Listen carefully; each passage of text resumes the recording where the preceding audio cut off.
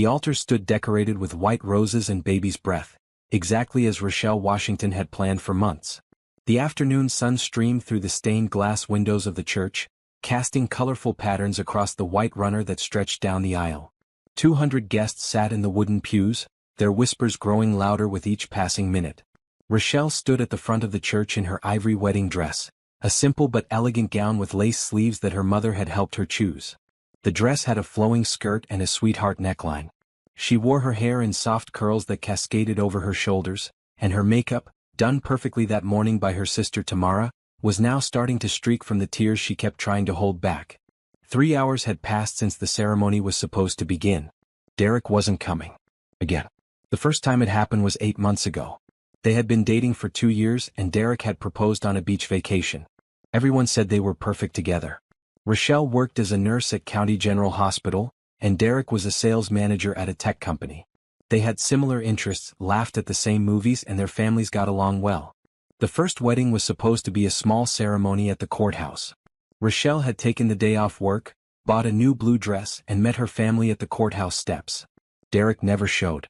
He called 3 hours later, saying he needed more time, that he wasn't ready, that the pressure got to him. Rochelle forgave him. She loved him and he seemed genuinely sorry. He cried and promised it would never happen again. They went to couples counseling for months. Derek seemed more committed than ever. He even suggested they have a bigger wedding this time with all their friends and family, to show everyone how serious he was. And here she was, standing at an altar in front of 200 people, waiting for a man who wasn't coming. "Rochelle, honey," her mother Patricia approached from the front pew, her face twisted with worry and anger. Patricia wore a deep purple dress and a matching hat. "We should make an announcement. This is ridiculous." "Just a few more minutes," Rochelle whispered, though she didn't know why she was still hoping. Her father, Warren, a tall man with graying hair and kind eyes, stood up and walked to the front. He wore a black suit with a silver tie. "Baby girl, he's not worth this. Let's call it. These people love you. They'll understand." Tamara, her younger sister, joined them. She wore a burgundy bridesmaid dress and had been Rochelle's biggest supporter through everything. "I'm going to find Derek and give him a piece of my mind," she said, her voice shaking with fury. "Don't," Rochelle said softly. "It's done. He's made his choice clear." The venue coordinator, a stressed woman named Helen, rushed over with her phone. "I've been calling and texting Derek. Nothing. I'm so sorry, but I need to know what you want to do. The reception venue needs to know if we're canceling."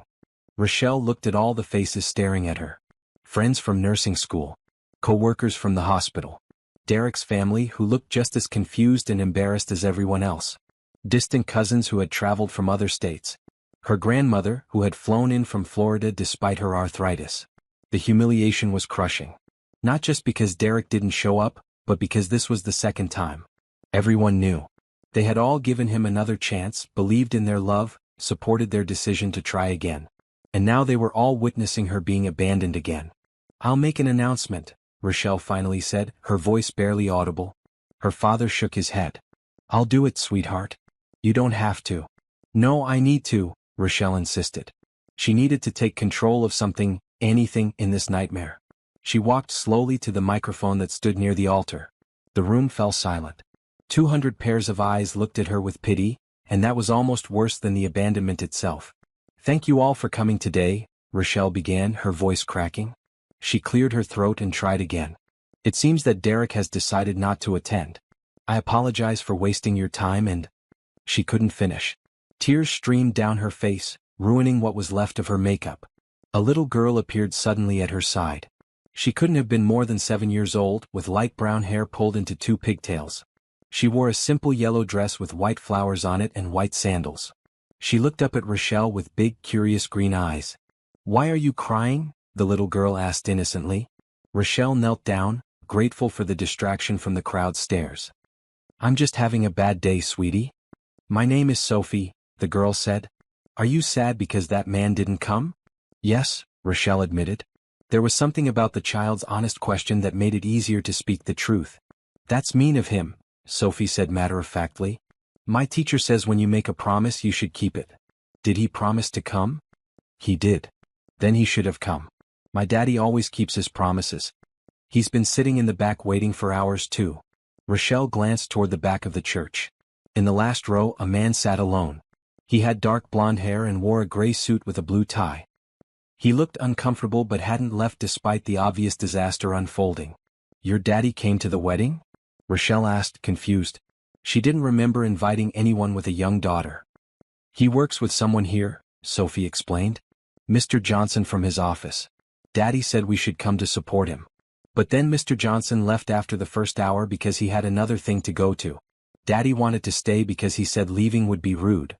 "That's very kind of him," Rochelle said, wiping her eyes. "Why don't you marry someone else?" Sophie asked with the pure logic of a child. "My daddy is nice and he's been waiting here for hours just like you. Maybe you two should get married instead."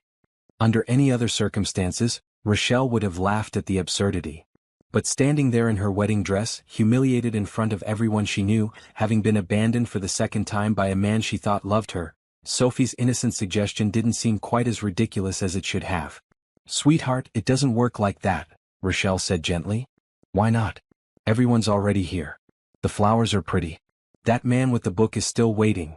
Sophie pointed to the officiant, who did indeed still stand near the altar, looking uncertain about what to do. "Daddy's lonely. You're lonely. You could be lonely together." Rochelle looked into Sophie's earnest face. There was something about the child's simple view of the world that cut through all the complicated emotions swirling inside her. She glanced again at the man in the back row. He noticed her looking and gave a small, sympathetic smile. "Go get your daddy," Rochelle heard herself say. "I'd like to meet him." Sophie's face lit up. "Really? Really?" As Sophie ran down the aisle toward her father, Rochelle stood up. The crowd was confused now, murmuring among themselves. Tamara grabbed her arm. "Rochelle, what are you doing?" her sister whispered urgently. "I honestly have no idea," Rochelle answered. "But I'm done waiting for Derek. I'm done being the woman who gets left behind. Maybe it's time to try something completely different." "You can't seriously be considering marrying a complete stranger," Tamara hissed. "Why not? I've tried the traditional way twice. Look where it got me." Sophie returned, pulling her father by the hand. Up close, Rochelle could see he was probably in his mid-30s, with laugh lines around his blue eyes and a slightly nervous expression. He was tall and had a kind face that seemed genuinely concerned. "I'm sorry about what happened to you," he said quietly when they were face to face. "My daughter can be very forward sometimes. We can leave if we're making things more awkward." "What's your name?" Rochelle asked. "Nathan Bennett." "I'm Rochelle Washington. Your daughter suggested we should get married since we've both been waiting here for hours." Nathan's eyes widened.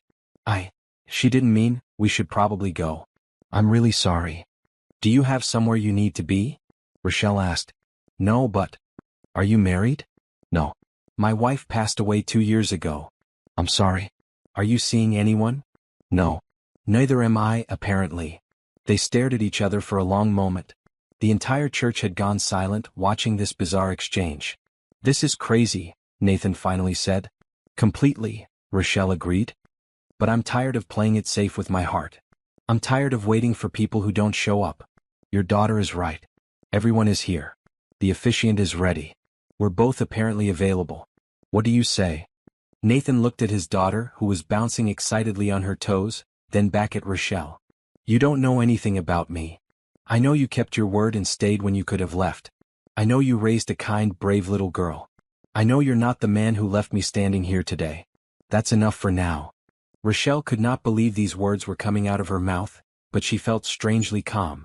After months of anxiety about the wedding, after the humiliation of today, after all the planning and hoping and trying to make something work with Derek, this moment felt oddly clear.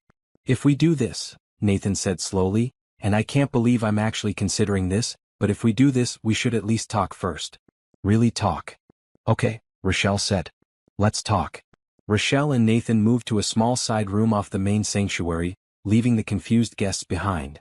Sophie skipped along beside them, completely delighted with how things were unfolding. Patricia started to follow, but Warren gently held her back. "Let's give them a minute," he said quietly.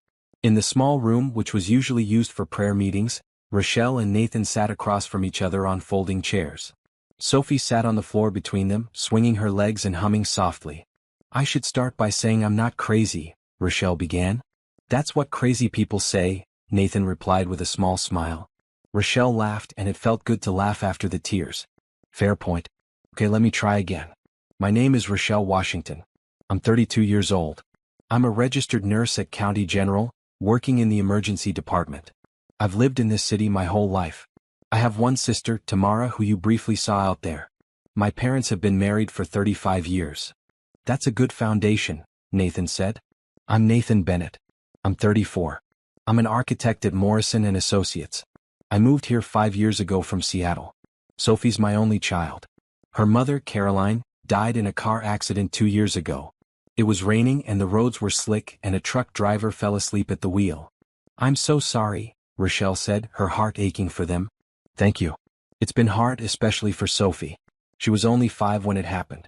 She doesn't remember as much as I wish she did, but she remembers enough to miss her mom every day. Sophie looked up at them. Mommy used to make really good pancakes.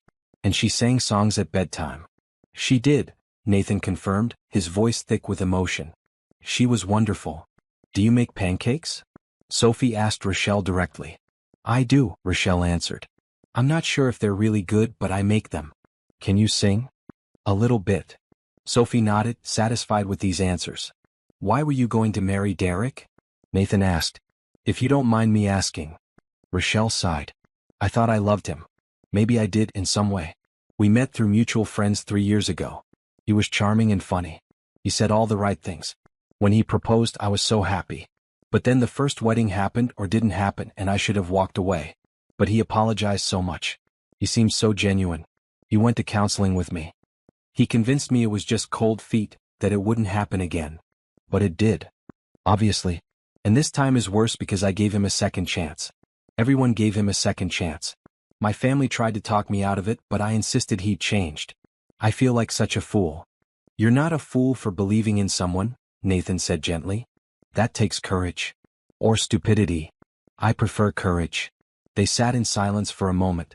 Outside the room they could hear people talking, probably debating whether to leave or wait to see what would happen next. What happens now? Nathan asked.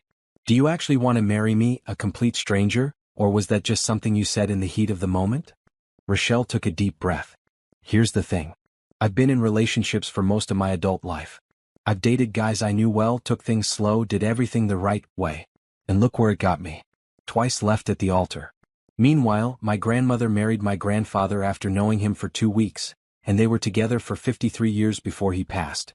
My coworker married her husband after a 3-month courtship, and they're celebrating their 20th anniversary next month. So you're saying quick decisions can work out? I'm saying maybe I've been overthinking everything. Maybe I've been trying so hard to make things perfect that I've been choosing the wrong people. You seem like a good person. Your daughter is sweet. You keep your word. That's more than I can say about Derek. Nathan leaned forward, resting his elbows on his knees. Can I be honest? Please. After Caroline died, I didn't think I'd ever want to be in a relationship again. It hurt too much to lose her. Sophie and I have built a good life, just the two of us. But she needs a mother figure and I get lonely. I've been on a few dates that went nowhere. Modern dating is exhausting and depressing. Tell me about it, Rochelle agreed. When Sophie suggested this, my first thought was that it was insane. But then I thought about how I've been playing it safe for 2 years.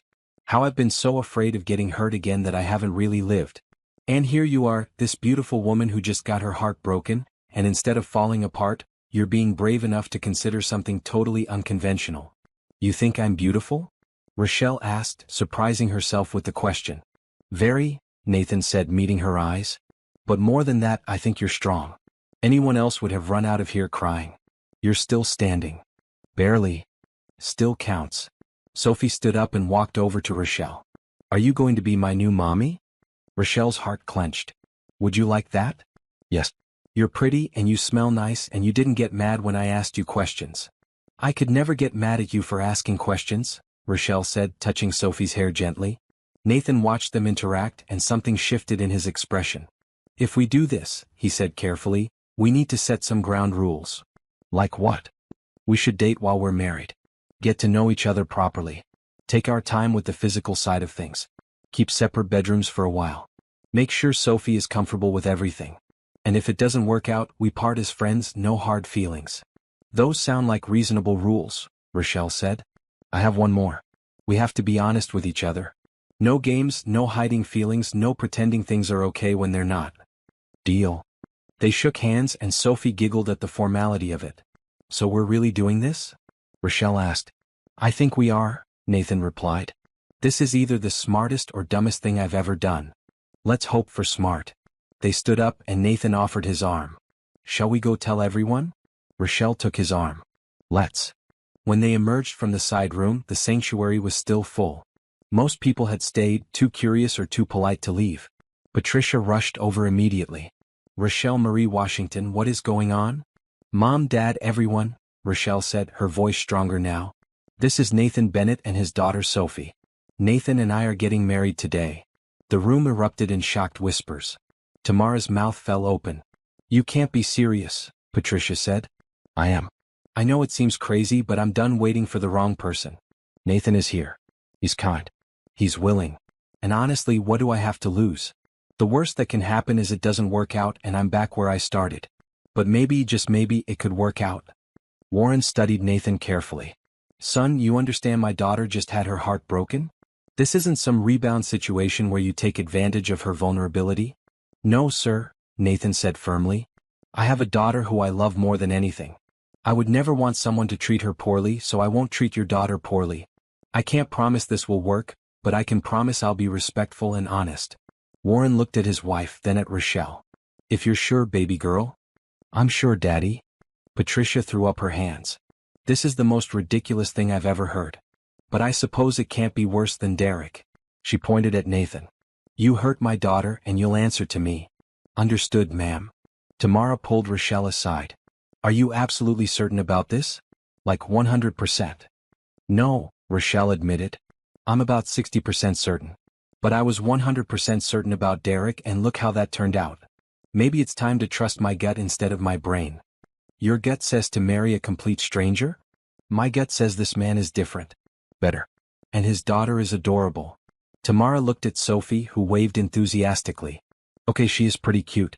And if you're really doing this, then I'm with you. Always. The sisters hugged tightly. The officiant, Reverend Michaels, approached them. He was an older man with white hair and kind eyes who had known Rochelle's family for years. Rochelle, Nathan, I need to understand what's happening here. Are you both of sound mind and entering this freely? Yes, they said together.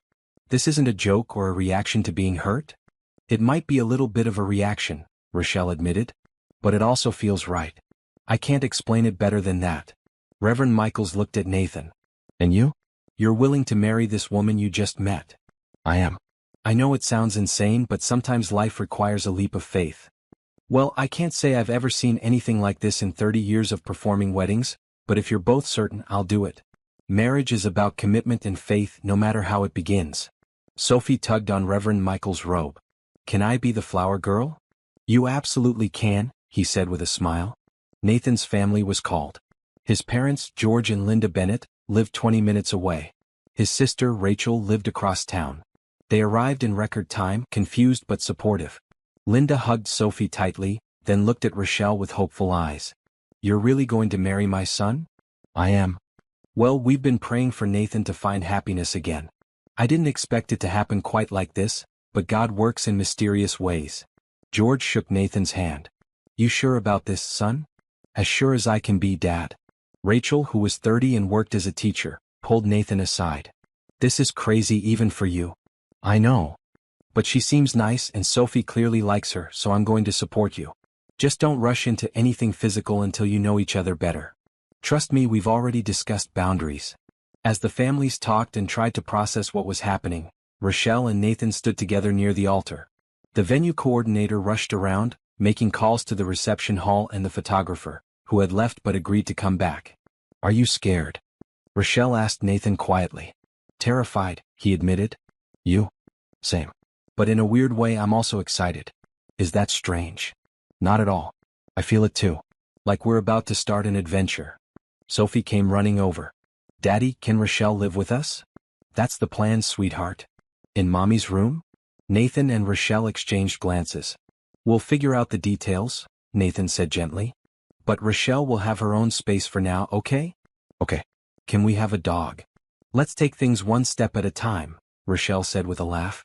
As the chaos continued around them, as families tried to understand and guests debated whether to stay or leave, Rochelle felt an unexpected sense of peace. This morning she had been so sure of her future with Derek. Now she was about to marry a man she'd known for less than an hour. It was reckless and impulsive and totally unlike her. But maybe that was exactly what she needed. The church slowly transformed from a scene of abandonment into one of possibility. While some guests decided to leave, unable to process the unusual turn of events, most stayed out of curiosity, support, or sheer disbelief. The atmosphere shifted from pity to intrigue. Rochelle stood in the small side room again, this time with Tamara and her mother, adjusting her dress and touching up her makeup. Her hands shook slightly as she applied fresh lipstick. "I still can't believe you're going through with this," Patricia said, though her tone had softened. She held Rochelle's hand.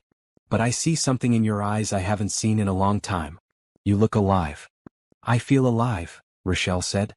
"For the first time in months I feel like I'm making a choice for me, not for what everyone else expects." Tamara fixed a curl that had fallen out of place. "Nathan seems nice. And Sophie is a sweetheart. I did a quick internet search on him while you were talking. He's a partner at a respected architecture firm. No criminal record. His wife really did die in an accident. No red flags that I can find. You internet stalked my groom? Obviously. Someone has to look out for you." The three women laughed and it felt good. Just hours ago, Rochelle had been crying in humiliation. Now she was laughing with her family about her impulsive decision to marry a stranger. Meanwhile, in another room, Nathan stood with his father and brother-in-law, Tom, Rachel's husband. "You know this is nuts, right?" Tom said, adjusting Nathan's tie even though it was already perfect. "I'm aware." "Caroline would have thought this was either hilarious or horrifying," George said quietly. "Probably both." Nathan's chest tightened at the mention of his late wife. "I think she would have liked Rochelle. Caroline always said I overthought everything. She'd probably tell me to take the leap." "Are you ready for this?" George asked. "Not just the wedding but everything after. Sharing your home, your life, your daughter." "I don't know," Nathan admitted. "But Sophie is so happy. She's been asking for a mom for months. And Rochelle seems genuinely kind. She's been through something terrible today, and instead of being bitter, she's being brave. Just promise me you'll protect yourself and Sophie if things go wrong," George said. "I promise, Dad." Sophie burst into the room wearing the yellow dress that Rochelle had quickly designated as her flower girl outfit. Linda had woven flowers into her pigtails. "Daddy, do I look pretty?" "You look beautiful, princess." "Is Rochelle going to be my mommy now?" Nathan knelt down to Sophie's level. "Rochelle is going to come live with us and we're going to be a family. But it might take time for everything to feel normal. You have to be patient, okay?" "Okay. I like her, Daddy." "I like her too." Back in the sanctuary, Reverend Michael stood at the altar, reviewing his notes. The photographer, a woman named Angela who had been on her way home, returned and began setting up her equipment. The musicians who had packed up, brought their instruments back out. Helen, the venue coordinator, managed to salvage the reception. The caterer is confused but willing to proceed. The DJ is on standby. The cake is still good. We're basically back on track, just with a different groom. "This is the weirdest day of my entire career," Angela muttered, checking her camera settings. "Tell me about it," Helen replied. Derek's family had quietly left, too embarrassed to stay. A few of Rochelle's friends had also departed, unable to support what they viewed as a reckless decision. But most people remained, drawn to the unexpected love story unfolding. The ceremony was set to begin in 15 minutes. Rochelle took a moment alone in the bride's room, looking at herself in the mirror. The dress still fit perfectly. Her makeup was fixed. Her hair looked beautiful. She looked exactly as she had imagined on her wedding day, just with a different groom. There was a knock on the door and Warren entered. "You ready, baby girl?" "I think so." "You don't have to do this. We can still walk out of here. No one would blame you." "I know, Daddy. But I want to do this. Nathan is a good man. I can feel it." Warren studied his daughter's face. "You know what I see? I see the little girl who always took the road less traveled. When other kids played it safe on the playground, you climbed the highest structures. When your friends worried about fitting in, you wore what made you happy. You've always trusted your instincts and they've served you well. If your instincts say Nathan is right, then I believe you." Tears filled Rochelle's eyes. "Thank you, Daddy. Just one thing. You call me immediately if he treats you wrong. I don't care if it's the middle of the night." "I will." Warren offered his arm. "Then let's go get you married. For real this time." The music started. Sophie walked down the aisle first, carefully dropping flower petals from a small basket. She took her job very seriously, making sure each petal landed properly. The guests smiled at her concentration. Then Rochelle appeared at the back of the church on her father's arm. The whispers quieted. Whatever doubts people had, they could see how beautiful she looked, how dignified she remained despite everything. Nathan stood at the altar and watched her walk toward him. His heart pounded. Just hours ago, he had been sitting in the back row, planning to leave as soon as politely possible. Now he was about to marry this stunning woman who had the courage to turn disaster into opportunity. When Rochelle reached the altar, Warren placed her hand in Nathan's. "You take care of her," he said quietly. "I will, sir." Reverend Michaels began the ceremony. "We are gathered here today in very unusual circumstances. This morning we expected one wedding. This afternoon we're witnessing something completely different. But marriage, at its core, is about two people choosing each other, choosing commitment, choosing to build a life together. The path that brings people to this moment may vary, but the promises they make are the same." He looked at Rochelle and Nathan. "I've counseled hundreds of couples over the years. Some knew each other for years before marriage. Others, like you, are taking a tremendous leap of faith. What matters is not how long you've known each other, but the intention in your hearts." Rochelle felt tears welling up, but these were different from the tears she'd cried earlier. These were tears of hope. "Nathan and Rochelle have chosen to write their own vows," Reverend Michaels continued. Nathan went first. His hands were shaking as he held Rochelle's. "Rochelle, I met you at what might be the worst moment of your life. You could have given up, walked away, let today define you as a victim. Instead you chose to be brave. That courage is inspiring. I don't know what the future holds for us. We're starting this marriage as strangers in many ways. But I promise to get to know you, to respect you, to support your dreams, and to build a home where you feel safe and loved. I promise to be patient as we figure this out together. And I promise that Sophie and I will do our best to make you happy." Rochelle's heart swelled. She took a breath and began her own vows. "Nathan, a few hours ago I didn't know you existed.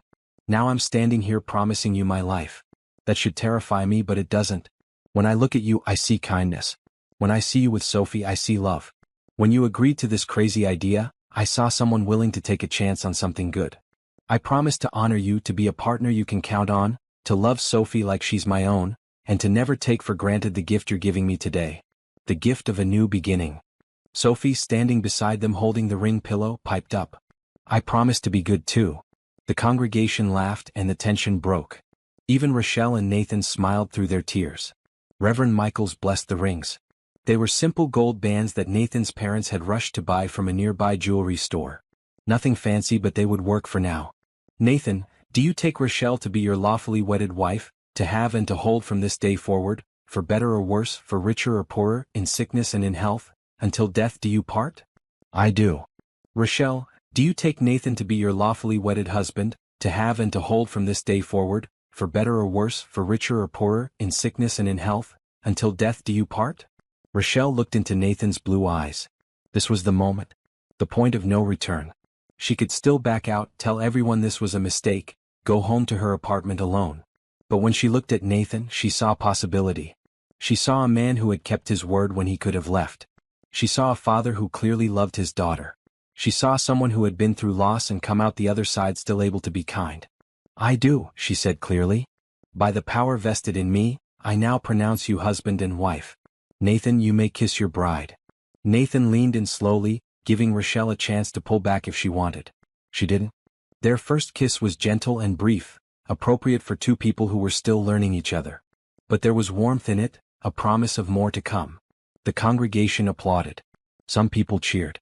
A few still looked confused, but most were smiling. Against all odds, they had just witnessed something beautiful. Sophie jumped up and down. "Daddy got married. Daddy got married." Rochelle knelt down and hugged her new stepdaughter. "We all got married today. Does this mean you're my mommy now?" "If you want me to be." "I do." As Rochelle, Nathan, and Sophie walked back down the aisle together as a new family, Angela the photographer captured every moment. Later, when they looked at the photos, they would see the joy on Sophie's face, the cautious hope in Nathan's eyes, and the strength in Rochelle's smile. The reception was held at a beautiful venue by the lake. The same decorations Rochelle had chosen for her wedding to Derek remained.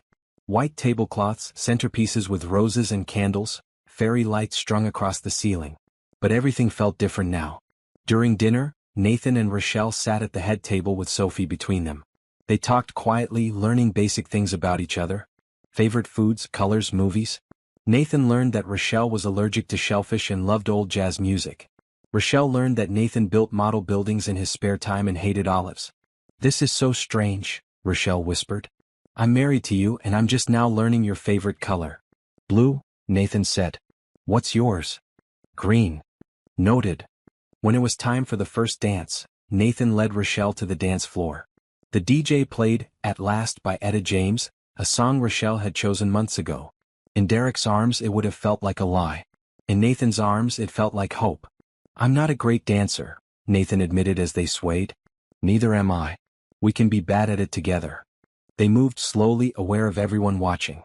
Sophie danced nearby with George, stepping on his feet and giggling. "What happens now?" Rochelle asked. "After today? We go home. We figure it out day by day. There's no rush. I'll need to move my things from my apartment. We'll do that this week. The house has plenty of space. You can have your own room until you're comfortable sharing. Thank you for being patient. Thank you for being brave." As the song ended, Rochelle's mother approached them. "I'm still processing all of this, but I can see you're happy. That's all I've ever wanted for you." "I'm happy, Mom. I know it's weird, but I am." Patricia hugged them both. "Then I'm happy too." The reception continued with speeches, cake cutting, and dancing. Derek's absence was barely mentioned. Some people asked Nathan questions, curious about how this all came to be.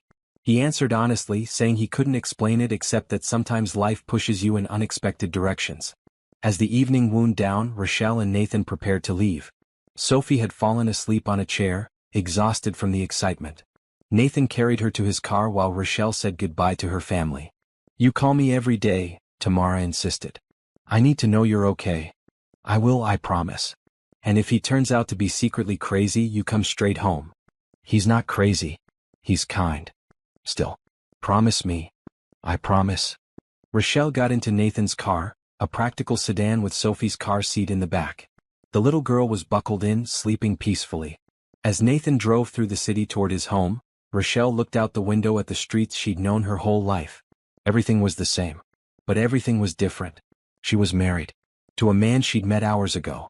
Starting a life with a ready-made family. It was terrifying and thrilling all at once. "You okay?" Nathan asked, glancing at her. "Yeah," Rochelle said. "I think I am." "We're going to make this work," Nathan said with quiet conviction. "I don't know how yet, but we will." "I believe you." And surprisingly, she did. Nathan's house was in a quiet neighborhood filled with tree-lined streets and well-maintained homes. It was a two-story colonial with blue shutters and a front porch with a swing. The yard was neatly kept, with flower beds that showed signs of careful attention. "This is home," Nathan said as he pulled into the driveway. Rochelle looked at the house that would now be hers too. It was lovely and welcoming, exactly the kind of place she'd always dreamed of living. A far cry from her small downtown apartment with the noisy neighbors. Nathan carried Sophie inside and took her straight upstairs. Rochelle followed, taking in the interior. The living room was comfortable with a large sofa, bookshelves filled with architecture books and children's stories, and photos on the mantel. Rochelle paused to look at them. Most featured Sophie at various ages. Several showed a beautiful woman with dark hair and a bright smile. Caroline, she realized. Nathan's late wife. She was lovely, Rochelle said when Nathan came back downstairs. She was, Nathan agreed, standing beside her. I kept the photos up for Sophie. I hope that's okay. Of course it is. This was her mother. I would never ask you to hide that. Nathan looked relieved. Some people don't understand. My last date got uncomfortable when she saw the pictures. Then she wasn't the right person, Rochelle said simply. Caroline is part of your history, part of Sophie's life. I respect that. They stood in silence for a moment, both processing the surreal nature of their situation. Let me show you the rest of the house, Nathan offered. The tour was quick. Downstairs had a living room, kitchen, dining room, and a small home office where Nathan kept his drafting table. Upstairs had 3 bedrooms and 2 bathrooms. Sophie's room was painted lavender with stars on the ceiling. Nathan's room was simple and masculine. The 3rd bedroom was set up as a guest room with a queen bed and a dresser. This can be yours for now, Nathan said.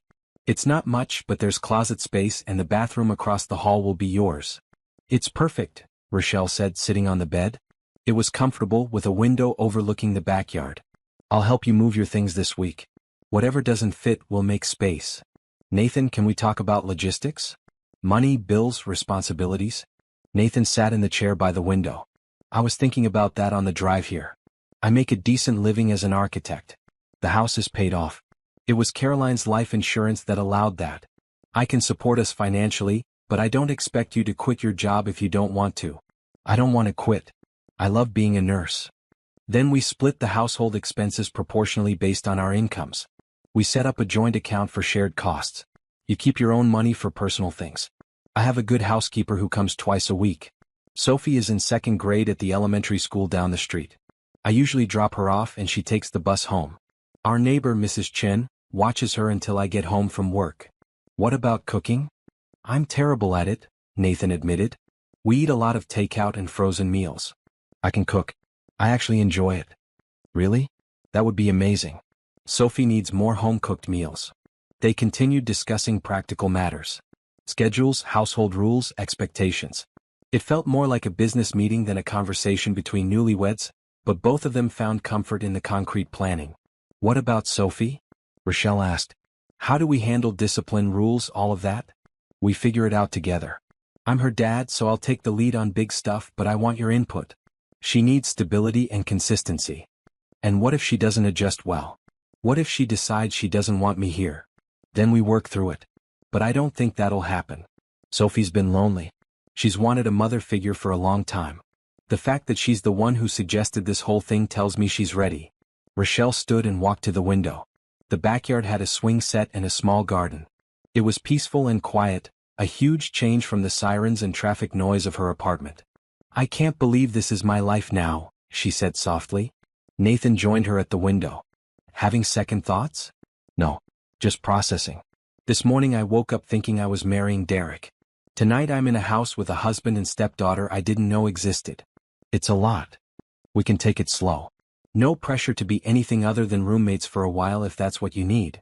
What do you need? Rochelle asked, turning to face him. Nathan considered the question carefully. Honestly? I need to know Sophie will be okay. Everything else is secondary. If you and I become more than just legal spouses, that would be wonderful.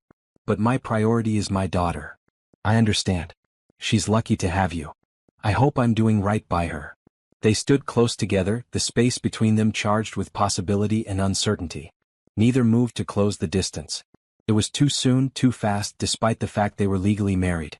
I should let you get settled, Nathan finally said. You must be exhausted. I am. It's been the longest day. Do you need anything? Food, water, towels? No, I'm good. Thank you. Nathan hesitated at the door. Rochelle? Yeah. Thank you for doing this. For taking a chance on us. Thank you for saying yes to a crazy woman in a wedding dress. They smiled at each other and for a moment the awkwardness faded. Good night, Rochelle. Good night, Nathan. After he left, Rochelle sat on the bed and finally let herself feel everything. The humiliation of being left at the altar. The anger at Derek. The fear of this impulsive decision. The strange hope that maybe, just maybe, this could work. She changed out of her wedding dress, hanging it carefully in the closet. She'd deal with it later. Maybe donate it. Maybe burn it. She hadn't decided yet. In comfortable pajamas, she climbed into bed. The house was quiet except for the occasional creak of the floors. In her apartment there was always noise. Here there was peaceful silence. Her phone buzzed with texts. Tamara checking in. Her mother asking if she was okay. Friends offering support or confusion. She responded to a few, then turned off her phone. Tomorrow would bring new challenges. Tonight she just needed to sleep. Rochelle woke to unfamiliar sounds. Birds chirping outside the window. The hum of a coffee maker downstairs. Small feet running across hardwood floors. For a confused moment she didn't know where she was. Then it all came rushing back. The wedding. Derek's absence. Sophie's suggestion. Nathan's agreement. She was married. Living in a new house. Starting a new life. She checked her phone. 7 in the morning. She'd slept better than expected. After washing up in the bathroom across the hall, she dressed in jeans and a comfortable green sweater. Time to face her new family. Downstairs, Nathan stood in the kitchen making toast while Sophie sat at the table coloring. They both looked up when Rochelle entered. Good morning, Nathan said. He wore khaki pants and a button-down shirt, clearly dressed for work. Did you sleep okay? Surprisingly, yes. What time do you leave for work? 8. I usually drop Sophie at school first. Mrs. Chin picks her up at 3 when the bus drops her off. Can I come with you today? To see Sophie's school and meet Mrs. Chin? Nathan looked surprised but pleased. That would be great actually. Sophie, would you like that? Yes, Sophie said, not looking up from her coloring. She was drawing a picture of 3 stick figures holding hands. Rochelle made herself coffee, feeling oddly domestic. The kitchen was clean but clearly designed by someone who didn't cook much. Basic pots and pans, minimal spices, lots of empty counter space. I'll need to get groceries if I'm going to cook, Rochelle observed. Make a list. We can go this weekend. They ate breakfast together. Toast, cereal, orange juice. Simple but sufficient. Sophie chattered about school, her best friend Emma, and how her teacher Mrs. Rodriguez was nice but strict. I told Emma I have a new mommy now, Sophie announced. Rochelle and Nathan exchanged glances. What did Emma say? Nathan asked carefully. She said that was cool because her dad just got a new girlfriend and she doesn't like her. Well, hopefully you like Rochelle, Nathan said. I do. Sophie looked at Rochelle seriously. You're nice. And you're pretty. And you smell like flowers. Thank you, sweetie, Rochelle said, touched by the simple compliment. At 8, they piled into Nathan's car. Sophie's school was a cheerful building with colorful murals on the walls. Nathan walked Sophie to her classroom, introducing Rochelle to Mrs. Rodriguez, a warm woman in her 40s. So nice to meet you, Mrs. Rodriguez said. Sophie mentioned you this morning. Congratulations on your marriage. Thank you, Rochelle said, still getting used to the phrase. Sophie's a wonderful student. Very creative and kind. If you ever need anything, please reach out. After dropping Sophie off, Nathan took Rochelle to meet Mrs. Chen, their neighbor. She was a grandmother in her 70s who lived 2 houses down. Her home smelled like ginger and freshly baked cookies. Oh my goodness, Mrs. Chen said when Nathan explained the situation. You got married? To this lovely young woman? Yesterday actually, Nathan said. Well, isn't that something? I'm so happy for you, Nathan. You deserve happiness. Mrs. Chen showed Rochelle where Sophie's snacks were kept and explained the routine. She usually does homework for an hour, then plays in the yard or watches a little TV. She's a good girl, no trouble. I appreciate you taking care of her, Rochelle said. It's my pleasure. She reminds me of my granddaughters. But now that you're here, do you want to take over the afternoon care? Rochelle looked at Nathan. What's your schedule at the hospital? He asked.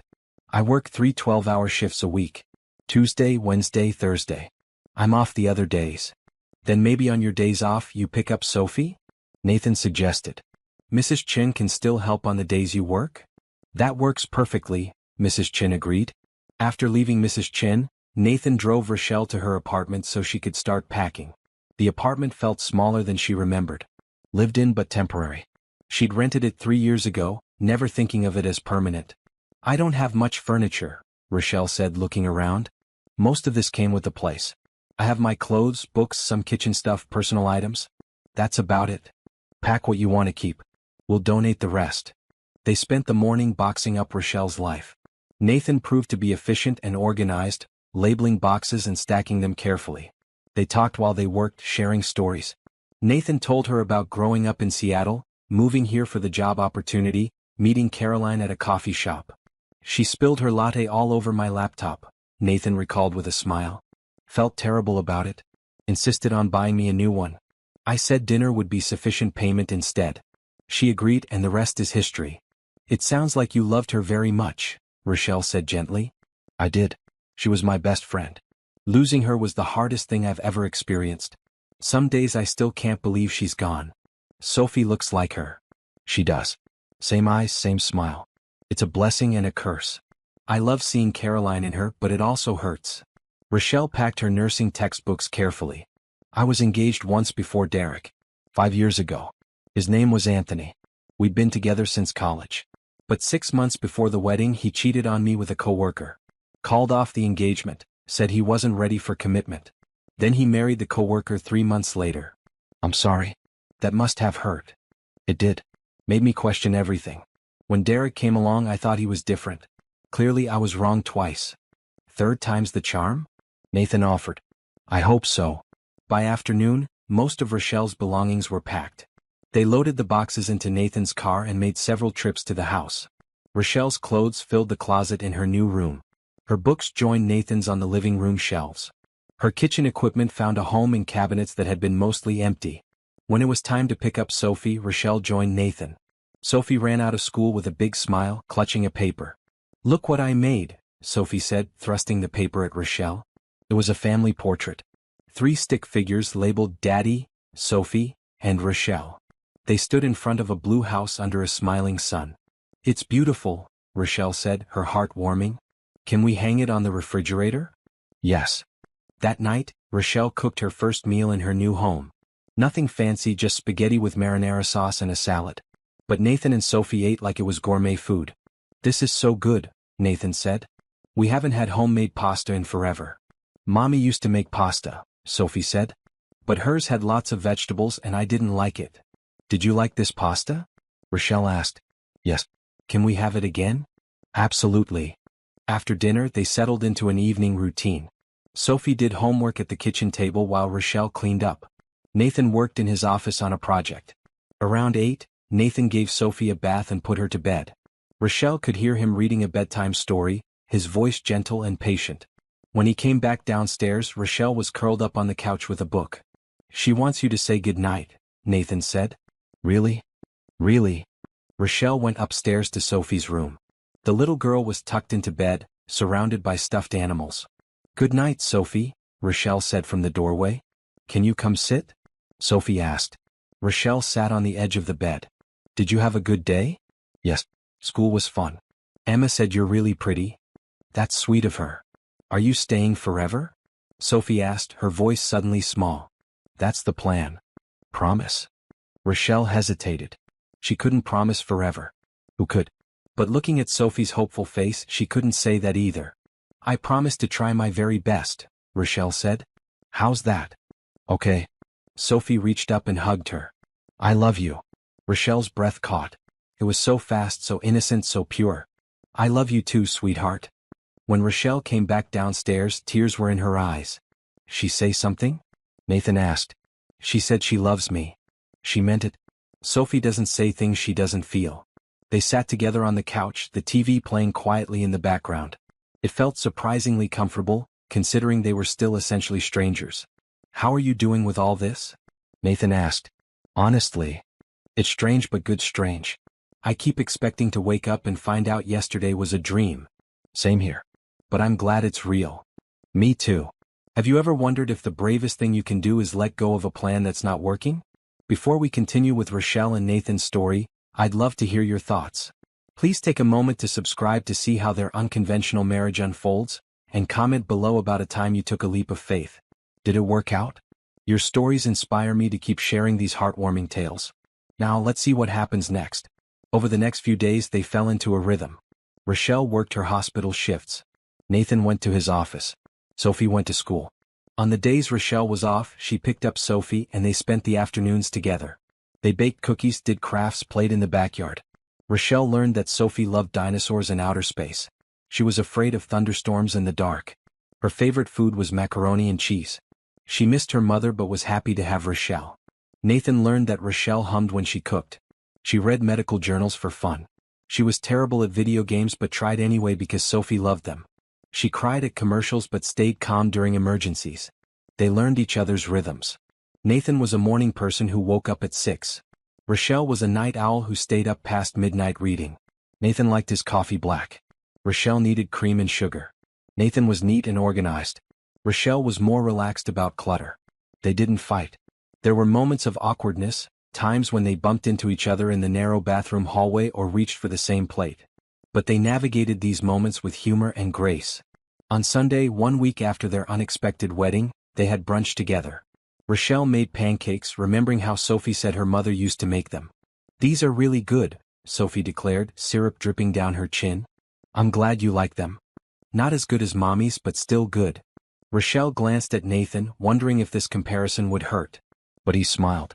"That's okay. No one could make pancakes like Mommy. But Rochelle makes them differently, and differently can be just as good." "That's true," Sophie agreed, taking another bite. After breakfast, Nathan suggested they visit his parents. "They want to get to know you better." "Is that okay?" "Of course." George and Linda Bennett lived in a charming ranch house filled with family photos and comfortable furniture. Linda greeted Rochelle with a warm hug. "I'm so glad you came. I've been thinking about you all week." They spent the afternoon talking. George asked about Rochelle's nursing career. Linda wanted to know about her family. Rachel stopped by with Tom and their 2 kids, and the house filled with noise and laughter. As Rochelle watched Nathan interact with his family, she saw how loved he was. How supported. They teased him about the impulsive marriage but did so with affection. They welcomed Rochelle without reservation. "Can I ask you something?" Linda said when they had a moment alone in the kitchen. "Of course. Are you happy? Really happy? Not just making the best of a situation?" Rochelle considered the question carefully. "I'm happy. It's not what I expected, but it's good. Nathan is kind. Sophie is wonderful. This past week has been surprisingly easy." "That's good to hear. Nathan deserves happiness. He's been so sad for so long." He talks about Caroline. "I don't mind. She was important. You're a special woman, Rochelle. Not everyone would be so understanding." On the drive home, Sophie fell asleep in the back seat. Rochelle and Nathan talked quietly. "Your family is lovely," Rochelle said. "They like you. My mom called me this morning, said I was lucky." "Am I? Lucky? I think we both are. This could have been a disaster. Instead, it's working." "It is working, isn't it?" "Yeah, it really is." That night, after Sophie was in bed, Rochelle and Nathan sat on the porch swing. The evening was mild, with fireflies blinking in the yard. They swung gently, side by side. "Can I hold your hand?" Nathan asked. Rochelle offered her hand and Nathan took it. His palm was warm, his grip gentle. They sat like that for a long time, not saying anything, just being together. When Rochelle finally went to bed, she realized she hadn't thought about Derek all day. The man who had humiliated her, who had broken her heart twice, was becoming a distant memory. In his place was Nathan, who kept his promises and held her hand like it was precious. Maybe Sophie had been right. Maybe sometimes the best solution is the simplest one. Why not marry someone else? Someone who showed up. Someone who stayed. As Rochelle drifted off to sleep in her room that was starting to feel like home, she smiled. The worst day of her life had led to something unexpected and beautiful. And it was only just beginning. 3 months into their unconventional marriage, Rochelle woke up to the smell of coffee and something burning. She hurried downstairs to find Nathan standing in the kitchen, smoke billowing from the toaster. "I was trying to make you breakfast," Nathan said sheepishly, waving a towel at the smoke. "You've been cooking for us every day and I wanted to return the favor." Rochelle laughed and opened the windows. "That's sweet, but maybe stick to cereal." Sophie wandered in, rubbing her eyes. "Daddy burned the toast again." "Again?" Rochelle asked. "He tries every few weeks," Sophie explained. "He's very bad at it." Over breakfast, which Rochelle ended up making, they talked about their plans for the day. It was Saturday, and Nathan had suggested they go to the farmer's market as a family. It had become their weekend routine, walking through the stalls, buying fresh produce, letting Sophie pick out treats. "Can I get the honey sticks?" Sophie asked. "If you promise to share," Nathan replied. "I always share." At the market they moved through the crowds like a real family. Nathan pushed the cart. Sophie skipped ahead, pointing at colorful displays. Rochelle selected vegetables, talking to vendors about the best way to cook different items. Other couples smiled at them. An elderly woman stopped to tell them they had a beautiful family. Rochelle felt a surge of warmth. They did look like a family. They were becoming one. "Earth to Rochelle," Nathan said, waving his hand in front of her face. "You zoned out." "Sorry?" "Just thinking." "About what?" "How normal this feels." Nathan smiled. "It does, doesn't it?" That afternoon, while Sophie played in the yard, Rochelle and Nathan sat on the porch with iced tea. Rochelle had been working in the garden, planting flowers. Nathan had been fixing a loose board on the deck. These simple domestic tasks felt meaningful. "My sister called this morning," Nathan said. "She wants to have a family dinner next weekend. Everyone will be there. My cousins, aunts, uncles. It's a lot of people." "Are you nervous about me meeting them?" "More nervous about them interrogating you. My family means well, but they're nosy." "I can handle nosy. They'll ask about how we met. About Derek. About our plans for the future." "What do we tell them about our plans?" Nathan set down his glass. "What do you want our plans to be?" It was a loaded question. They'd been living together for 3 months, but they'd kept to their original boundaries. Separate bedrooms. Affectionate but not intimate. Partners in parenting but not quite a couple in the traditional sense. I don't know, Rochelle admitted. This is working. I don't want to rush things and mess it up. I don't want to rush either, but I also don't want us to stay stuck in this in-between place forever. At some point, we need to decide what we really are to each other. Before Rochelle could respond, Sophie ran over. Can we play hide and seek? Sure, princess, Nathan said, standing up. He looked at Rochelle. We'll talk more later? Yeah, later. But later got postponed. Nathan had a work deadline. Sophie needed help with a school project. Rochelle picked up an extra shift at the hospital. The conversation about their future faded into the busy routine of daily life. On Tuesday, Rochelle worked a particularly hard shift. A car accident brought in multiple casualties. She spent 12 hours running between trauma rooms, assisting doctors, comforting frightened family members. By the time she got home at 9 that night, she was exhausted. Nathan met her at the door. Rough day? The worst. I need a shower and sleep. Already made dinner. It's in the fridge. Sophie's in bed. Go relax. After a long shower, Rochelle came downstairs in her pajamas to find Nathan heating up the meal he'd ordered from her favorite restaurant. Not homemade but thoughtful. You didn't have to do this, she said. I wanted to. You take care of us. Let me take care of you. They ate together at the kitchen table. Rochelle told him about the accident, about the young man who didn't make it, about holding his mother's hand while she cried. Nathan listened without trying to fix anything, just being present. Days like this make me question if I'm strong enough for this job, Rochelle confessed. You're one of the strongest people I know, Nathan said. You stood at an altar after being abandoned and chose hope instead of bitterness. You moved into a stranger's house and made it a home. You love a child who isn't yours like she's your own. If that's not strength, I don't know what is. Rochelle felt tears welling up. Thank you.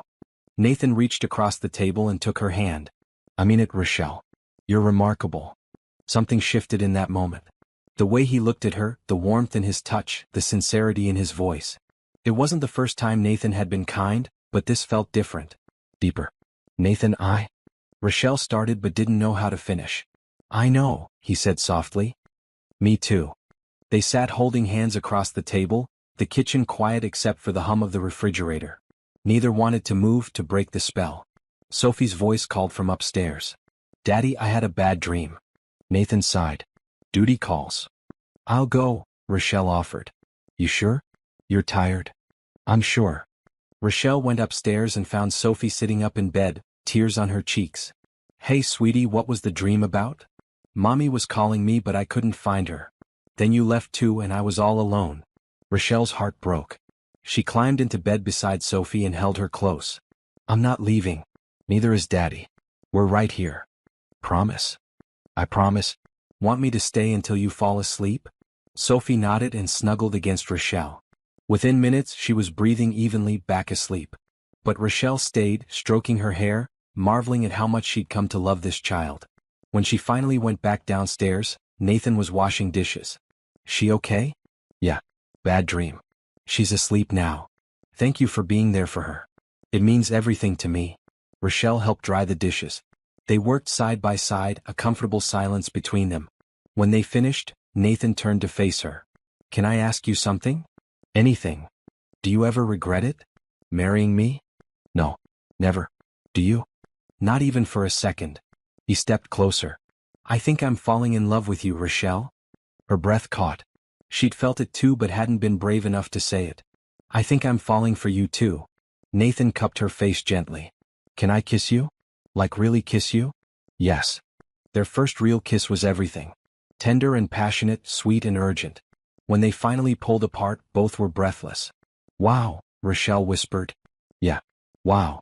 They kissed again, this time slower, savoring the moment. When they finally stopped, Nathan rested his forehead against hers.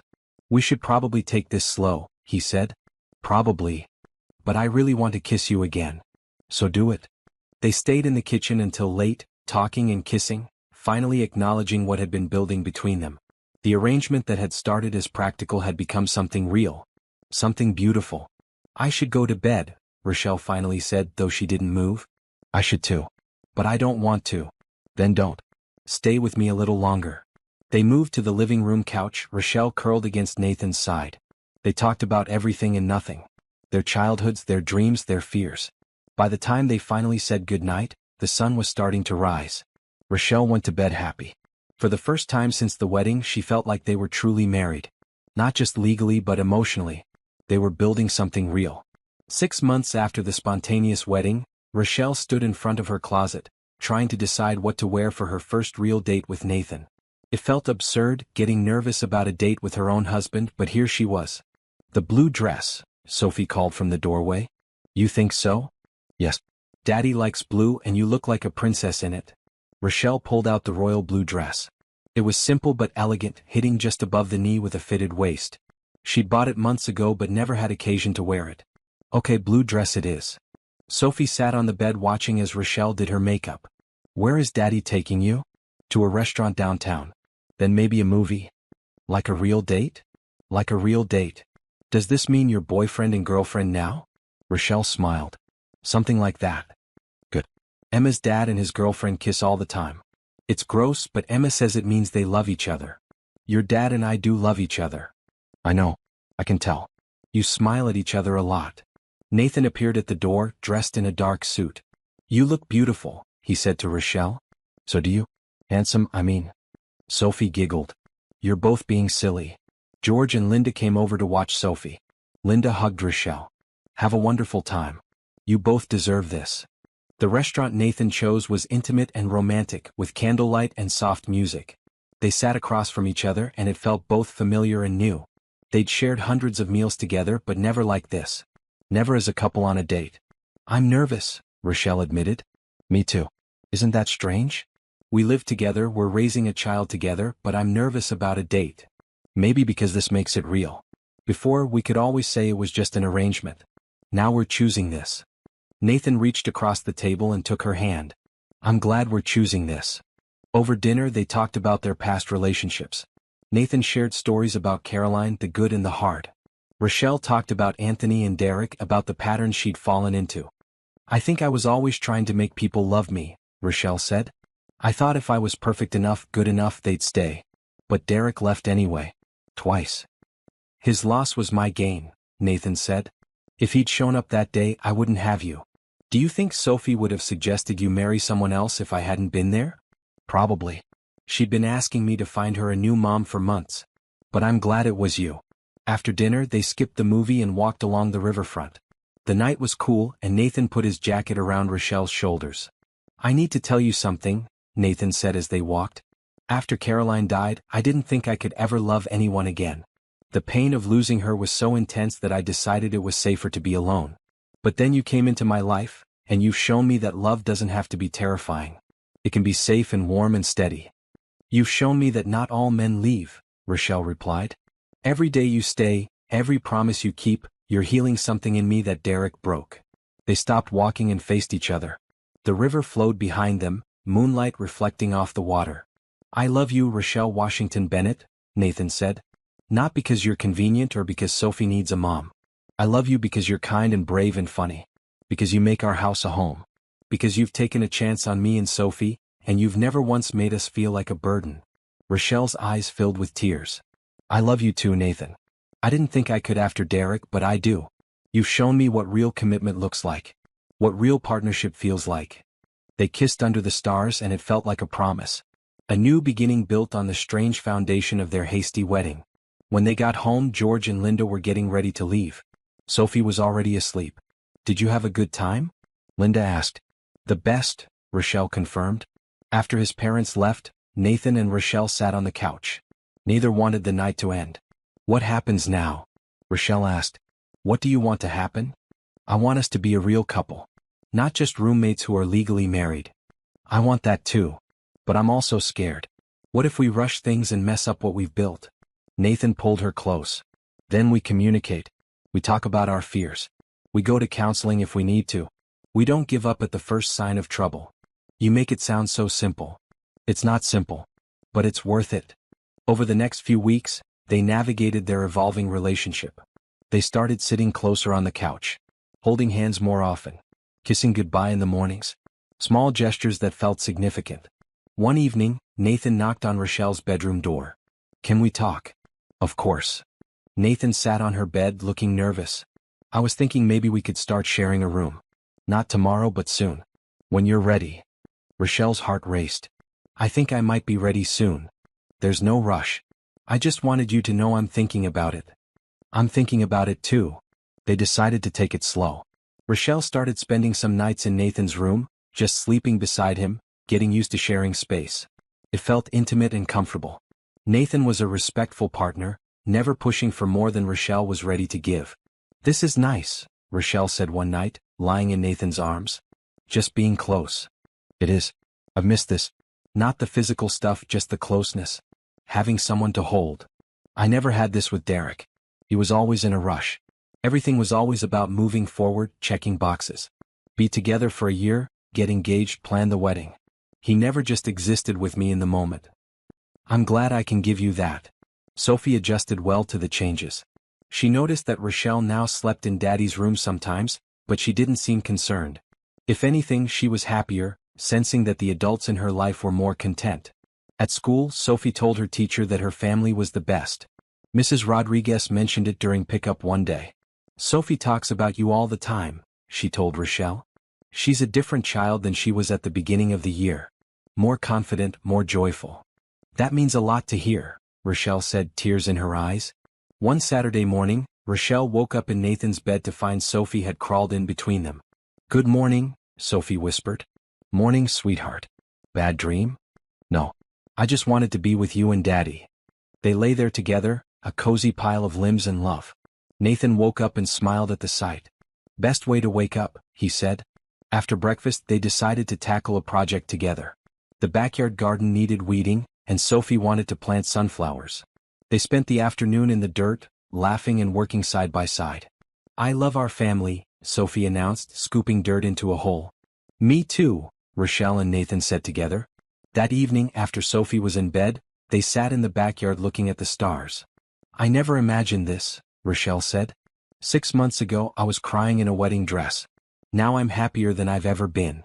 Life is strange that way. The worst moments can lead to the best outcomes. Do you think we would have found each other if not for that day? If Sophie hadn't made her suggestion? I don't know. Maybe. Maybe not. But I'm grateful we did, however it happened. Rochelle leaned against Nathan, feeling completely at peace. For so long she'd chased an idea of what love should look like. But real love wasn't about perfect proposals or elaborate plans. It was about showing up every day, choosing each other again and again, building a life together one moment at a time. Nathan. Yeah. I'm ready to move my things into your room. Our room. He kissed the top of her head. Yeah. Yeah. It's time. The next day they moved Rochelle's belongings into the primary bedroom. It felt symbolic, a final acknowledgement that this marriage was real. Not just a legal document or a practical arrangement, but a genuine partnership built on love and trust. As Rochelle hung her clothes in Nathan's closet, next to his shirts and suits, she marveled at how far they'd come. From strangers to roommates to partners to lovers. It hadn't followed the traditional path, but it was theirs. And it was perfect. It was a Tuesday afternoon when Derek showed up at Rochelle's workplace. She was charting notes at the nurse's station when her coworker Jenna grabbed her arm. Rochelle, there's a guy in the lobby asking for you. Says he's Derek. Rochelle's stomach dropped. She hadn't heard from Derek since the wedding day. He'd sent a few texts apologizing, which she'd ignored. Eventually he'd stopped trying. She'd assumed he'd moved on. Tell him I'm busy. I did. He says he'll wait. Rochelle sighed. She couldn't avoid him forever, and causing a scene at work wasn't professional. Fine. I'll talk to him on my break. 20 minutes later she walked to the lobby. Derek stood by the windows, holding a large bouquet of roses. He looked the same. Tall, dark hair, wearing the expensive suit he loved. But Rochelle felt nothing when she saw him. No anger, no hurt, nothing. Rochelle, he said, approaching her with the flowers. You look amazing. What do you want, Derek? I wanted to apologize. Really apologize. I know I messed up. Twice. But I've been going to therapy, working on myself, and I realize now that you're the one. I want you back. Rochelle stared at him in disbelief. You want me back? Yes. I know I hurt you. I was scared of commitment, scared of change. But I'm ready now. We can start over, do it right this time. Derek, I'm married. I heard about that. Some kind of rebound thing, right? With a guy from the wedding? Come on, Rochelle, you don't really love him. You barely know him. Anger flared in Rochelle's chest. I know him better than I ever knew you. He shows up. He keeps his promises. He treats me with respect. I can do all of that now. I've changed. I don't care. I've moved on. You need to do the same. Derek's expression darkened. You're making a mistake. You're with him out of spite to punish me. Believe it or not, Derek, not everything is about you. I'm with Nathan because I love him. Because he's a good man. Because we're building a life together. So that's it? You're just going to throw away 3 years? You threw away 3 years when you didn't show up. Twice. I gave you so many chances and you wasted them all. I'm done. Rochelle turned to walk away, but Derek grabbed her arm. Please, Rochelle. Just give me one more chance. Let go of me. A security guard approached. Is there a problem here? Derek released her arm. No problem. I was just leaving. But he didn't leave. Over the next few days, Derek sent flowers to the hospital. He texted constantly despite Rochelle blocking his number repeatedly. He showed up at the house twice, though Nathan handled both visits calmly, telling Derek to leave and threatening to call the police if he didn't. This is harassment, Nathan said after the second visit. We should get a restraining order. Let me talk to him one more time, Rochelle said. Make it absolutely clear that I'm not interested. I don't want him bothering you. He won't. I'll handle it. Rochelle called Derek and agreed to meet him at a coffee shop. Nathan wanted to come, but Rochelle insisted on going alone. She needed to close this chapter herself. Derek was already there when she arrived, looking hopeful. Rochelle sat down and didn't waste time with pleasantries. Derek, I'm going to say this once. I am married to Nathan. I love Nathan. I'm happy with Nathan. You and I are over and we have been for 6 months. You need to accept that and move on. How can you love him? You married him on impulse. You don't even know if you're compatible long term. I know we're more compatible than you and I ever were. Nathan listens to me. He values my opinions. He doesn't leave me waiting at altars. I apologize for that. Apologizing doesn't undo the hurt. You humiliated me in front of everyone I love. Not once but twice. Do you know what that did to me? How long it took to trust anyone again? Derek had the decency to look ashamed. I know I hurt you. Then why are you doing this? Why are you trying to pull me back into your chaos? Because I love you. You don't love me, Derek. You love the idea of me. You love having someone who was always there, always forgiving, always waiting. But I'm not that person anymore. I'm someone who knows her worth. Someone who won't accept less than she deserves. And you think you deserve him? A guy with a kid and a dead wife. Rochelle stood up. Don't you dare talk about Nathan or Sophie like that. They're my family. And yes, I deserve them. Just like they deserve me. We're happy, Derek. Really, truly happy. I hope you can find that with someone else, but it won't be with me. She walked out of the coffee shop without looking back. Derek didn't follow. When Rochelle got home, Nathan and Sophie were making dinner. Or attempting to. The kitchen was a disaster, flour everywhere, and whatever was in the oven was starting to smoke. We tried to surprise you, Nathan said sheepishly. It's not going well. Rochelle laughed, the tension from the meeting with Derek dissolving. I can see that. How about I order pizza and you two clean up? Deal. Over pizza, Sophie chattered about her day at school. She'd gotten an A on her spelling test and her best friend Emma had invited her to a sleepover. Can I go, Daddy? Please? We'll talk to Emma's mom and make sure it's okay, Nathan said. After dinner, while Sophie watched a movie, Rochelle told Nathan about her conversation with Derek. I'm proud of you for standing up to him, Nathan said. That couldn't have been easy. It was easier than I expected. I felt nothing when I looked at him. No love, no anger, just indifference. He's part of my past and that's where he belongs. Do you think he'll keep bothering us? I don't think so. I was pretty clear. But if he does, we'll deal with it together. Nathan pulled her close. I'm lucky to have you. I'm lucky to have you too. They sat together in comfortable silence, listening to Sophie laugh at the movie. This was Rochelle's life now. Not dramatic or complicated, but peaceful and full of love. Derek couldn't take that away from her. But Derek wasn't quite done. A few days later he showed up at Sophie's school during pickup time. Rochelle was signing Sophie out when she saw him standing by the playground. Stay here, Rochelle told Sophie, asking Mrs. Rodriguez to keep an eye on her. She approached Derek, fury building. What are you doing here? I needed to see you. You won't answer my calls. Because I have nothing to say to you. And showing up at a school? That's not okay, Derek. These are children. I'm not here to cause problems. I just want you to understand how sorry I am. I understand. But it doesn't change anything. I'm asking you for the last time to leave me alone. If you show up again, I'm calling the police. Derek looked around at the other parents watching them. Realizing he'd crossed a line, he backed away. I'm sorry, Rochelle. I'll go. He left, and Rochelle hoped it was for good this time. That evening, Nathan suggested they tell Sophie what was going on in an age-appropriate way. She needed to know that if Derek approached her, she should tell a teacher or another adult. Sophie, there's a man named Derek who might try to talk to us, Nathan explained. He's someone from before Rochelle and I got married. He's not dangerous, but he's bothering us and we don't want to talk to him. If he ever approaches you at school or anywhere else, you need to tell a grown-up right away. Sophie nodded seriously. Is he the man who was supposed to marry Rochelle? Yes.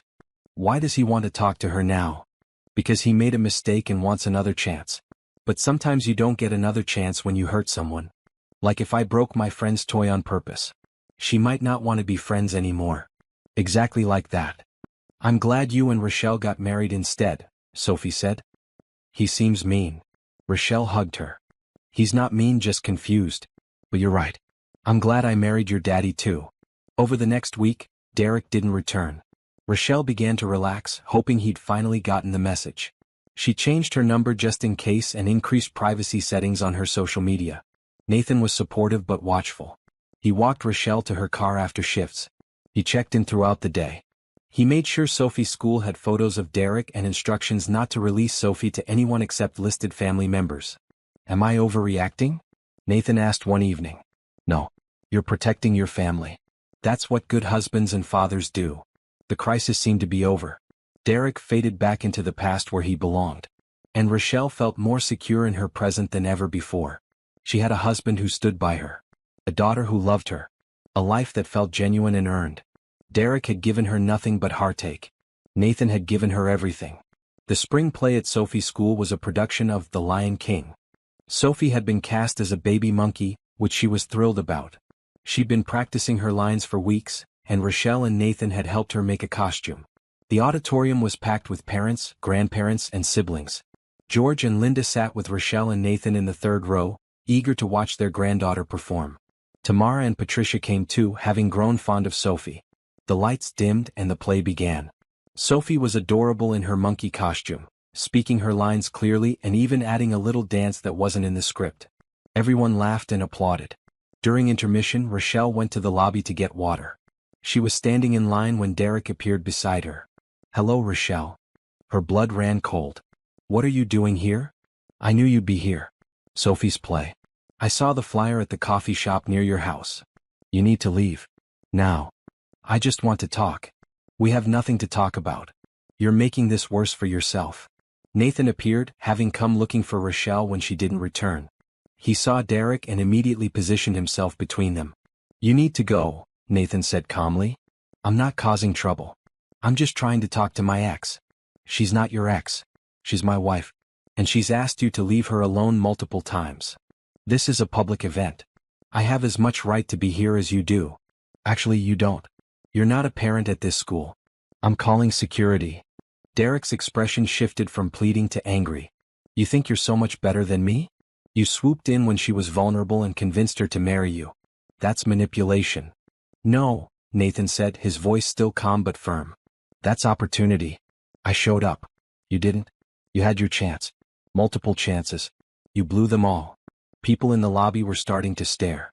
Patricia and Tamara came over, standing beside Rochelle. Is this Derek? Tamara asked. Yes. You've got a lot of nerve showing up here, Tamara said, stepping forward. After what you did to my sister. Stay out of this, Derek snapped. Excuse me? Patricia said, her voice ice cold. You don't tell my daughter what to do. You lost that right when you abandoned Rochelle. Twice. 2 school security officers approached, having been alerted by a staff member. What's going on here? One asked. This man is harassing my wife, Nathan explained. He's not a parent at this school, and he's been told repeatedly to stay away from our family. I'm not harassing anyone, Derek protested. I'm just trying to talk. Sir, do you have a child attending this school? The security officer asked. No, but. Then you need to leave the premises immediately. This is private school property during a private event. Derek looked around at all the faces staring at him. For a moment, Rochelle thought he might cause a bigger scene. But then his shoulders slumped. Fine. I'll leave. He walked toward the exit but stopped and turned back. Rochelle, you're making a mistake. You'll regret this. The only mistake I made was believing you'd change, Rochelle called after him. I don't regret anything else. Derek left and the security officers followed him out to make sure he got to his car. The lobby gradually returned to normal, though people continued to whisper. Are you okay? Nathan asked, putting his arm around Rochelle. I'm fine. Just embarrassed. You have nothing to be embarrassed about. He's the one who should be ashamed. The second half of the play started, but Rochelle had trouble focusing. She was angry that Derek had invaded this special moment, this memory of Sophie's first school play. He'd already taken so much from her. She wasn't going to let him take this too. After the play, Sophie ran over in her monkey costume, her face glowing with joy. Did you see me? Did you see my dance? You were fantastic, Rochelle said, scooping her up in a hug. The best monkey in the whole jungle. Can we get ice cream to celebrate? Absolutely. They went to Sophie's favorite ice cream parlor. George and Linda came along with Rochelle's family. They sat at a big table eating sundaes and praising Sophie's performance. It was exactly what the evening should have been, joyful and celebratory. But when they got home and Sophie was in bed, Nathan and Rochelle had to address what had happened. I'm filing for a restraining order tomorrow, Nathan said. This has gone too far. He showed up at Sophie's school. That's unacceptable. I agree. I should have done it weeks ago. We'll do it together. And I want the school to have a copy. If Derek shows up again, they'll call the police immediately. Rochelle felt tears building. I'm so sorry. I brought this into our life. Nathan pulled her close. Hey no. You didn't bring anything. Derek's actions are his own. You've done nothing wrong. But if I'd never dated him, never agreed to marry him, then I might never have met you. And that would be the real tragedy. They held each other, processing the stress of the evening. After a while, Rochelle pulled back and looked at Nathan. Thank you for standing up for me. For being calm but firm. You didn't let him bait you into a fight. I won't give him the satisfaction. Besides, I was raised to be a gentleman, even to people who don't deserve it. The next day they went to the courthouse and filed for a restraining order. The process was straightforward, and the judge granted a temporary order pending a hearing. Derek was served papers that afternoon. For a few days, everything was quiet. Then Derek's lawyer called, requesting a meeting. Nathan wanted to refuse, but their lawyer advised they hear him out. The meeting was held at their lawyer's office. Derek wasn't there, just his attorney, a sharp woman in her 50s named Miss Patterson. My client wants to apologize for his behavior, Miss Patterson began. He acknowledges he crossed boundaries and scared Mrs. Bennett. He's willing to agree to the restraining order and cease all contact in exchange for you not pressing charges for harassment. That's acceptable, Nathan said. As long as he stays away from us. He will. He's also agreed to attend counseling to address his commitment issues and obsessive behavior. Good for him, Rochelle said. I hope he gets the help he needs. But I don't want to hear about it. I just want him gone from our lives. Miss Patterson nodded. Understood. He also wanted me to convey one final message. He's genuinely sorry for hurting you and he hopes you'll be happy. Rochelle felt a small spark of compassion. Derek had his issues but he wasn't evil. He was just lost and broken. Tell him I hope he finds peace. After the meeting, Rochelle felt lighter. The Derek situation was finally resolved. He'd stay away, they'd have legal protection if he didn't, and most importantly, she could move forward without looking over her shoulder. That weekend, Nathan surprised Rochelle with a romantic dinner at home. He'd hired a babysitter to take Sophie to a movie, and he cooked everything himself with help from online tutorials. This is amazing, Rochelle said, looking at the candlelit table, the flowers, the attempt at fancy food. You did all this? I wanted to celebrate. The Derek situation is over. We survived our first real crisis as a couple. And I wanted to remind you how much I love you. They ate dinner, laughing when the risotto turned out slightly burned and the sauce was too salty. But it didn't matter. The effort and thought behind it mattered more. Can I tell you something? Nathan asked over dessert, which was store-bought because he knew his limits. Always. When Derek showed up at the school I was scared. Not of him but of losing you. What if seeing him made you realize you still had feelings? What if you regretted choosing me? Nathan, I could never regret choosing you. Derek is my past. You're my present and future. I know that logically. But emotions aren't always logical. Rochelle reached across the table and took his hand. I'm not going anywhere. You're stuck with me. Good. Because I plan to keep you forever. Later, as they cleaned up the kitchen together, Rochelle reflected on how far they'd come. They'd started as strangers, become friends, fallen in love. They'd weathered Derek's harassment and come out stronger. They'd built a home, not just a house. What are you thinking about? Nathan asked, noticing her expression. How happy I am. How grateful I am that Sophie suggested this crazy idea. We should do something special for her. She's the reason we're together. What did you have in mind? Not sure yet. But something big. They finished cleaning and stood in the kitchen, Nathan's arms around Rochelle's waist. Thank you for tonight, Rochelle said. For the dinner, for handling Derek, for everything. Thank you for saying yes that day. For being brave enough to take a chance on us. They kissed, and Rochelle felt a surge of contentment. This was her life now. Safe, happy, full of love. Derek had tried to disrupt it, but he'd failed. Their marriage was strong enough to withstand his interference. When Sophie came home from the movie, she found them slow dancing in the kitchen to music playing from Nathan's phone. You're being silly, Sophie said, but she was smiling. Come dance with us, Rochelle said, holding out her hand. Sophie joined them and they danced as a family, laughing and spinning around. This was what mattered. Not the drama or the problems, but these moments of pure joy. Derek was gone from their lives. And good riddance. 1 year after the spontaneous wedding, Rochelle woke up in Nathan's arms, sunlight streaming through the curtains. They'd fully moved into the primary bedroom months ago, and it felt completely natural now. Good morning, Mrs. Bennet, Nathan murmured, still half asleep. Good morning, Mr. Bennet. They lay there for a few minutes, just enjoying each other's presence.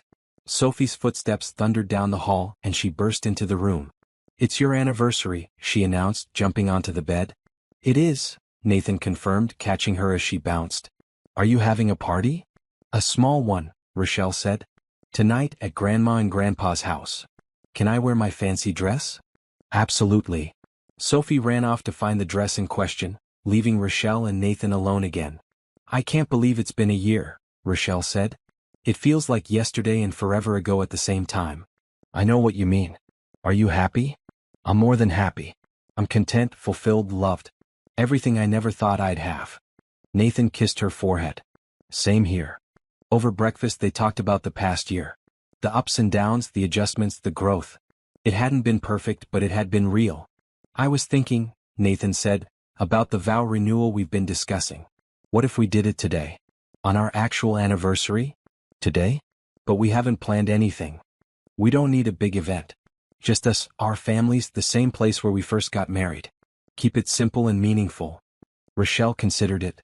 A vow renewal had been something they'd talked about for months, a way to celebrate their journey with the intentionality their first wedding lacked. Doing it on their anniversary felt right. Let's do it. But can we actually plan it this time? Pick our words, invite people properly? Absolutely. I'll call the church. You call our families. By noon they had it organized. Reverend Michaels was available. Their families could attend. The church was booked for the evening. They'd have a small reception at George and Linda's house afterward. This is crazy, Tamara said over the phone. But also very you too. Rochelle and Sophie went shopping for new outfits. Rochelle chose a beautiful green dress that Sophie insisted made her look like a movie star. Sophie found a bright red dress with a twirly skirt. No wearing black to family events, Nathan had joked when Sophie asked why she couldn't wear her black velvet dress. We're a colorful family. As evening approached, Rochelle stood in the same church where she'd been abandoned a year ago. But this time there was no fear, no anxiety. Only joy and gratitude. Nathan looked handsome in his suit. Sophie wore her red dress and had appointed herself the official flower girl again. Their families filled the pews, smiling and supportive. Reverend Michael stood at the altar, the same place where he'd married them the first time. We're gathered here today to witness something special, he began. 1 year ago, Rochelle and Nathan stood in this very spot and made promises to each other. They barely knew each other, yet they chose to take a leap of faith. Today they stand here again, but everything is different. They know each other now. They've built a life together. And they're choosing each other again with full knowledge of what that means. Rochelle and Nathan faced each other, holding hands. Nathan, I want to go first, Rochelle said. She'd prepared her vows, writing and rewriting them until they were perfect. 1 year ago, I married you in a moment of desperation and hope. I was running from pain and humiliation. But I was also running toward something I couldn't name yet. A year later, I can name it. I was running toward love, partnership, safety, and home. You've given me all of that and more. You've shown me what it means to be cherished. You've taught me that love isn't about grand gestures or perfect moments. It's about showing up every single day even when it's hard. It's about holding my hand when I cry about losing patience at work. It's about making terrible toast because you want to do something nice for me. It's about being the father Sophie needs and the husband I deserve. Nathan, I choose you. Not just today but every day for the rest of my life. Nathan's eyes were wet with tears. He cleared his throat and began his own vows. Rochelle, when Sophie suggested I marry you, I thought she was being a silly kid. But kids have a way of seeing truth that adults miss. She saw something I couldn't yet see. That you were exactly what we needed. You walked into our lives and made us whole again. You loved my daughter like she was yours. You filled our house with laughter and home-cooked meals. You made me believe I could love again after loss. Last year, I promised to get to know you, respect you, and build a home with you. I've kept those promises and I'm making new ones today. I promise to support your dreams whatever they are. I promise to be your partner in every sense of the word. I promise to grow old with you and love you more with each passing year. I choose you, Rochelle, today and always. There wasn't a dry eye in the church. Even Sophie was sniffling, though she tried to hide it. Reverend Michael smiled. I don't think I need to ask if you take each other. It's pretty clear. By the power vested in me, I reaffirm your marriage and your commitment to each other. Nathan, kiss your wife. Nathan pulled Rochelle close and kissed her deeply. The congregation applauded, louder than they had a year ago. At the reception at George and Linda's house, Sophie gave a speech that she'd written herself. I'm really glad I told Rochelle and Daddy to get married, Sophie said, reading from her paper. Before Rochelle, Daddy was sad a lot. And I didn't have a mom. Now Daddy smiles all the time and I have the best mom in the world. Even though she didn't birth me from her belly, she chose me, and that's even more special. Thank you, Rochelle, for being my mommy. Rochelle couldn't hold back her tears. She hugged Sophie tightly. Thank you for being brave enough to suggest this crazy idea. You're welcome. Can we have cake now? Everyone laughed. As the party continued, Rochelle and Nathan stepped outside for a moment of privacy. They stood on the porch, watching the sunset paint the sky in shades of orange and pink. I have something to tell you, Rochelle said, her heart racing. Okay. I'm pregnant. Nathan's eyes widened. What? Really? Really? I found out this morning. I was going to wait until tonight to tell you, but I can't hold it in any longer. We're going to have a baby. Nathan picked her up and spun her around, laughing. This is the best anniversary present ever. Sophie's going to be a big sister. She's going to be so excited. They told Sophie after the party, sitting on her bed. Her reaction was everything they'd hoped for. A baby? A real baby? A real baby, Rochelle confirmed. Can it be a girl? I want a sister. We'll find out in a few months, Nathan said. But boy or girl, you'll be an amazing big sister. Sophie threw her arms around both of them. This is the best day ever. That night, after Sophie was finally asleep, Rochelle and Nathan lay in bed, talking about the future. I never thought I'd have more kids, Nathan said, his hand resting on Rochelle's still flat stomach. After Caroline died, I couldn't imagine starting over. Are you scared? Terrified. But also excited. And grateful. Me too. I always wanted kids, but after Derek, I'd given up on that dream. We're going to be okay. Better than okay. The months that followed were busy. They prepared the guest room as a nursery. Sophie helped pick out baby clothes, insisting on yellow and green since they didn't know the baby's gender yet. Rochelle had an easy pregnancy, and Nathan was attentive without being overbearing. In December they welcomed a baby girl. They named her Hope, because she represented the hope that had brought their family together. Sophie was smitten from the moment she met her sister. She's so tiny, Sophie whispered, touching Hope's hand gently. You were this tiny once, Nathan said. Really? That's weird. Rochelle's family visited constantly, spoiling both girls. George and Linda were thrilled grandparents all over again. Even Tamara, who'd been skeptical of the rushed marriage, admitted she'd been wrong. You and Nathan are perfect together, Tamara said, holding Hope. I'm sorry I doubted you. You were just protecting me. That's what sisters do. As Hope grew from a newborn to an infant to a toddler, the house filled with even more love and chaos. Sophie was patient and helpful, reading to her sister and helping with bath time. Nathan balanced work and family with the ease of an experienced father. And Rochelle, who'd once thought she'd never have the family she dreamed of, found herself living it every day. 2 years after their anniversary vow renewal, they stood in their backyard at a birthday party for Sophie, who was turning 10. The yard was decorated with streamers and balloons. Kids ran around playing games. Hope toddled after them, trying to keep up. "Remember when this backyard was just grass and a swing set?" Nathan said, looking at the garden Rochelle had cultivated, the fire pit they'd added, the vegetable patch Sophie helped maintain. "We've built a lot together," Rochelle said. "We have. And I wouldn't change a thing." Derek was a distant memory now, occasionally thought of but no longer painful. He'd moved to another state, gotten engaged to someone new. Rochelle wished him well from afar. As the party wound down and guests left, Rochelle and Nathan cleaned up while Sophie played with Hope in the living room. "Thank you," Rochelle said suddenly. "For what?" "For saying yes that day. For taking a chance on a woman in a wedding dress who suggested something crazy. Thank you for suggesting it. Best impulsive decision I ever made." They kissed and Sophie called from the living room, "Stop kissing and come play with us." "She's so bossy," Nathan said with a laugh. "Wonder where she gets that," Rochelle teased. They joined their daughters in the living room, building a fort out of blankets and pillows. Hope squealed with delight as the fort collapsed on them. Sophie declared they needed to build a better one. As Rochelle sat surrounded by her family, the family she'd gained in the most unexpected way, she reflected on her journey. From the humiliation of being left at the altar to the joy of her current life. From believing she'd never find love to being loved beyond measure. "Mommy, help me hold this blanket," Sophie said. "I'm coming, sweetie." This was her life now. Not the one she'd planned, but so much better than anything she could have imagined. The worst day of her life had led to the best days of her life. And it had all started with a little girl's innocent suggestion. Why not marry someone else? Sometimes the best paths are the ones you never planned to take. Sometimes the right person is the one you least expect. And sometimes, love finds you when you're brave enough to take a leap of faith. Rochelle had taken that leap. And she'd been flying ever since.